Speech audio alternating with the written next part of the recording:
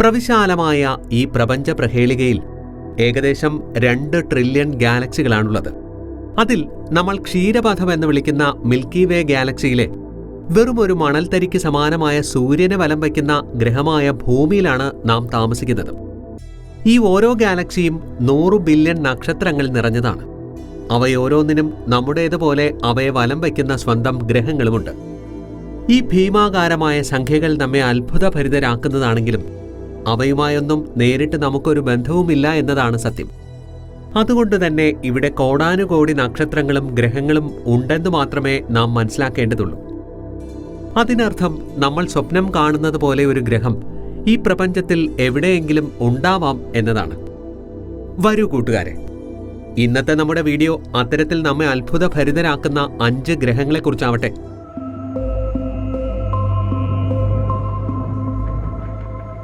അതിമനോഹരവും അത്ഭുതപ്പെടുത്തുന്നതും പലപ്പോഴും ഭയാനകവുമാണ് അവ.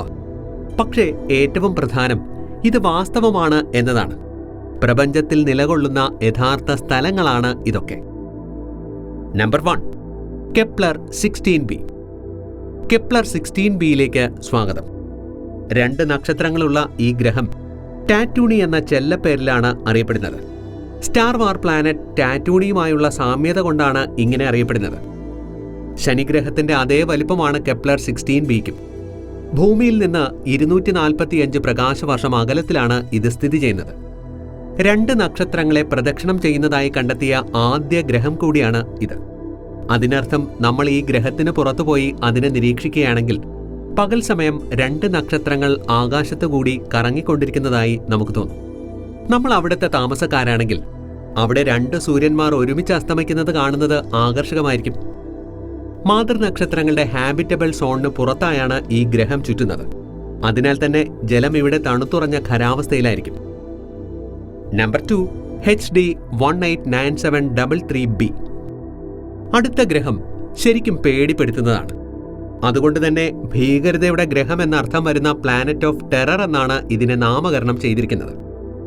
കോറോട്ട് 7b എന്നും അറിയപ്പെടുന്ന ഈ ഗ്രഹം ഭൂമിയിൽ നിന്ന് 480 പ്രകാശവർഷം അകലെയുള്ള സാജിറ്റോറിയസ് നക്ഷത്ര സമൂഹത്തിൽ സ്ഥിതി ചെയ്യുന്ന ഒരു വാതക ഭീമനാണ്.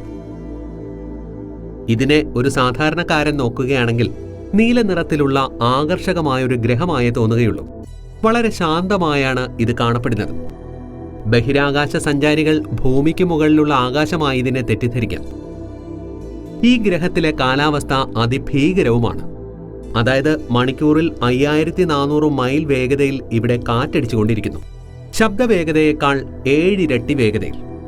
ബഹിരാകാശ വാഹനങ്ങളെ അടിച്ചു തെറിപ്പിക്കുവാനും ഇതിനാകും. ഇതിനേക്കാൾ ഭീകരമായി മറ്റൊന്നുണ്ട്. അതെന്താണെന്നറിയണ്ടേ? ഇവിടെ നമുക്ക് നേരെ അതിശക്തമായ കാറ്റടിക്കുമെന്ന് മാത്രമല്ല, അതിന്റെ ശക്തി നിങ്ങളുടെ ശരീരത്തെ പല കഷ്ണങ്ങളായി ചിന്നിച്ചിതറിക്കുകയും ചെയ്യും. 500 ഡിഗ്രിയിൽ തിളച്ചുമറിയുന്ന ഗ്ലാസ് ആണ് ഈ ഗ്രഹത്തിൽ മഴയായി പെയ്യുന്നത്. മണിക്കൂറിൽ 5400 മൈൽ വേഗതയിൽ ഗ്ലാസ് ചില്ലുകൾ നിങ്ങളുടെ മേൽ പതിക്കുന്നതിനെക്കുറിച്ച് ആലോചിച്ചു നോക്കൂ. അതിഭീകരമായിരിക്കും അല്ലേ? ആയതിനാൽ നിങ്ങൾ എന്ത് തീരുമാനിച്ചാലും ഞാനാണെങ്കിൽ പ്ലാനറ്റ് ഓഫ് ടെററിലേക്കുള്ള യാത്ര സ്കിപ്പ് ചെയ്യാൻ രണ്ടാമതൊന്നും ആലോചിക്കില്ല. Number 3, J1407b. അടുത്തതായി കൂടുതൽ ആസ്ട്രോണോമേഴ്സും സൂപ്പർ സാറ്റേൺ എന്ന് വിളിക്കുന്ന ഗ്രഹത്തെക്കുറിച്ചാണ് നമ്മൾ പറയാൻ പോകുന്നത്. ഈ കഠോരമായ ഗ്രഹത്തിന് സാറ്റേണിനുള്ളതിനേക്കാൾ 640 ഇരട്ടി റിങ്ങുകളാണ് ഉള്ളത്. ഭൂമിയിൽ നിന്നും 400 പ്രകാശവർഷം അകലെയാണ് ഇത് സ്ഥിതി ചെയ്യുന്നത്. നമ്മുടെ മുൻകാല ചിന്തകളെ സാധൂകരിക്കാൻ പോകുന്നതാണിത്. സാറ്റേണിനേക്കാൾ 640 മടങ്ങ് വലിയ റിങ്ങാണ് ഇതിനെങ്കിൽ സാറ്റേണിനെ നമ്മുടെ സോളാർ സിസ്റ്റത്തിൽ സൂപ്പർ സ്റ്റാറായി സങ്കല്പിക്കുകയാണെങ്കിൽ എങ്ങനെ ഉണ്ടാവും? അതുപോലെ ആയിരിക്കും ഇതുണ്ടാവുക.